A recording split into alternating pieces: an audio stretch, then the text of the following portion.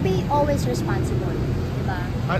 Always be responsible kasi there's no turning back, di ba? Alam niyo na rin syempre yung ibig ko sabihin, di ba? Yung kami kasi ng daddy niya, syempre wala naman siyang maano sa amin kasi di ba kami kahit na maaga kaming parang childhood sweethearts, pero yung mga magulang, lalo na yung parents ko, nakagkapay talaga. Ang tagal bago kami pinayagan na mag-date na mag-isa.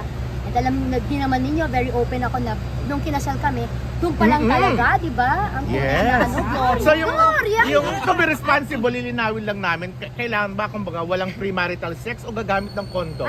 Alin ba yun? Hindi, siyempre, ang pinanalangin natin, wala muna talaga, di ba? Na Ayun. kailangan yung talagang hanggat kaya ng matiis talaga, di ba? Pero parang hindi na gano'n ng mga Oo, ngayon. well, ang nakikita ko kay Christoph, siguro hindi ko alam dahil sa pagiging kuya niya rin, ano, yung pagiging responsable niya.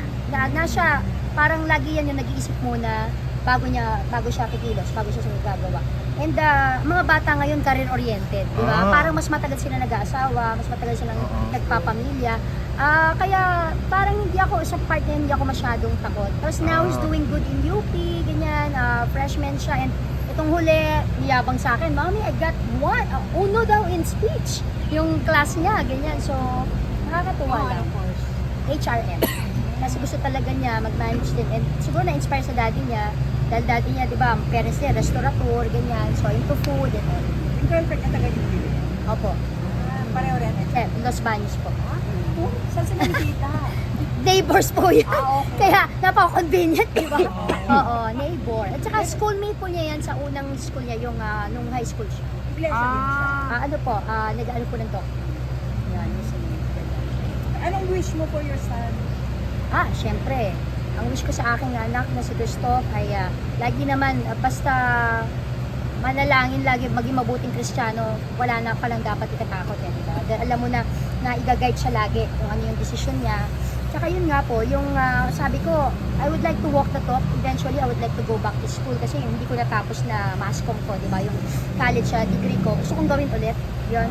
So, kung di man sa New Era or UP, kung saan merong class na ELS, ganyan, gusto kong gawin kasi gusto kong pakita sa mga anak ko yung sinasabi natin na yung education, walang mamamata sa'yo, pagka, alam mo yun, kasi... So mga kailan yan? Yes, opo. So kailan? Kailan ka nagpa-plano? Nagpaplano po to go back. Nagtanong na po ako with New Era, yung kanilang course na gano'n, yung alternative learning system. And also, I asked din UP po about mass comm. So, soon, this 2024 po. Yung panalangin ba, team song na Team song. ninyo talaga From the ever very start, since? yes. Sa relationship niyo, meron ka pa bang gustong i-improve or ayusin? Sabi ko nga kay Christopher, sabi niya, Bebe, anong gusto mo regalo, ganyan. Sabi ko, wala na akong maisip pag yun sa material. Kasi sa totoo lang, hindi naman talaga ako materialistic na tao, di ba? Alam niyo yan. Kung basta agad makukuha ko nga ng liba. Pero kasi, Hinahanap ka na raw. hindi ko na kailangan magpaliwanag. Hinahanap na raw si Gladys. Pero di ba,